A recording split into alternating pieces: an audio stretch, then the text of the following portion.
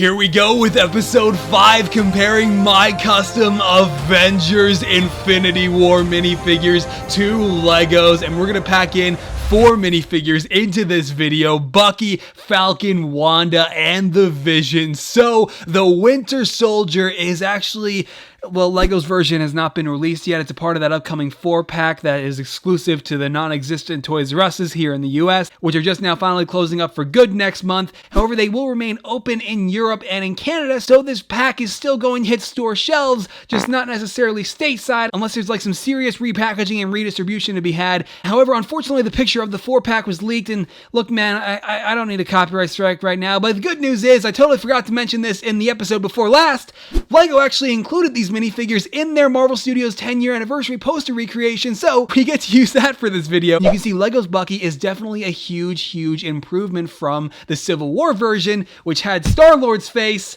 literally Chris Pratt's face, on Bucky Barnes, because I guess Chris Pratt and Sebastian Stan just look exactly the same. I mean, those weren't good times. I, however, opted for a more aggressive facial expression as the primary face, and I kind of took inspiration from Cassian Andor from Rogue One for the rest of the beard. And instead of using that exact same Bucky hairpiece, which I actually came very close to using, I mean, they even posted the preview photo of the original version of my Bucky with it on, I eventually opted for a Luke Skywalker hairpiece, which thankfully a friend of mine hooked me up with because they're actually pretty hard to come by. And I also did use a chrome Stormtrooper arm from that old poly bag as a base for the metal arm. But one thing that kind of bothers me about Legos is the use of olive green pants, which is kind of weird, and it's great that they're double molded and everything, but I mean, I don't know what concept art Lego was looking at, but that's a little off. Next up, the Falcon. Oh man, is this one different from Legos. I mean, obviously I used Lego's torso and the head from the original Civil War variant that has the more aggressive facial expression, but 2 years later for Infinity War, Lego just dropped that Falcon wing piece that they had going on for Civil War,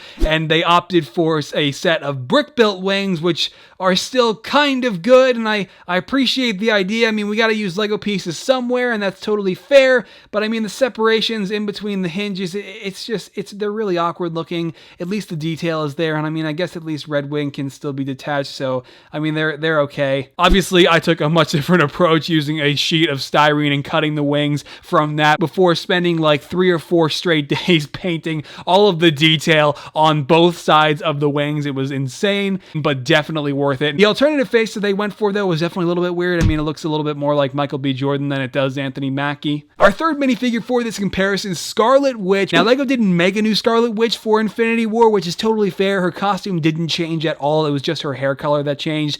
But I don't have that figure intact anymore. It's been like 2 years, man. So I'm probably going to use some really old footage. I apologize for that. But for the most part, Lego did a pretty okay job with their Scarlet Witch in 2016. I mean, the torso print was pretty spot on, and they even included a waist cape, which was fantastic. And back then, I was really glad when they updated the hairpiece, because for Age of Ultron the previous year, they used that one for whatever reason. And finally, the Vision. Lego's Vision was pretty great. I mean, after Age of Ultron, they made some updates. They gave him some more detail on the face, and they updated the Mind Stone and made it yellow for the Civil War variant, and then they simply carried it forward for Infinity War, so we ended up having the same minifigure 2 years later, which is mostly understandable, but I do still have some design nitpicks that I really do wish would have been addressed at this point, and that being the torso design is kind of inaccurate, and then this effect that they had a part of the design that just kind of almost looks like paint splatters. I mean, they had that on the design all the way back to Age of Ultron when they first debuted the minifigure. I kind of wish they would have gotten rid of those at the very least, but other than that, their Vision is actually pretty much what I would come to expect. And with mine, you probably could already tell that I did use Legos as a base for the head while painting everything else around the entirety of it. It was an insane painting process, and especially mixing my own magenta color to mostly match Legos while just basically trying to make the figure as accurate as I could, and just in general improve upon everything that was the original Vision that I made back in 2015, which was just